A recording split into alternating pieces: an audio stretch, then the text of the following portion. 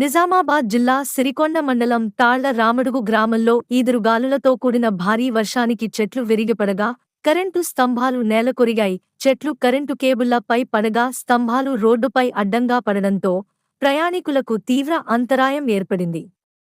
విద్యుత్ సరఫరా లేక గ్రామం అంధకారంలోకి వెళ్ళింది.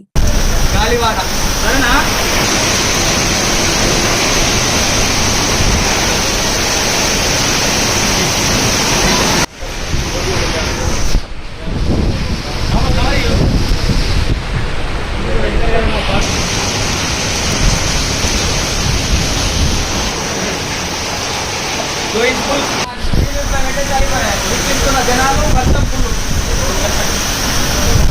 గాలివాన సరేనా.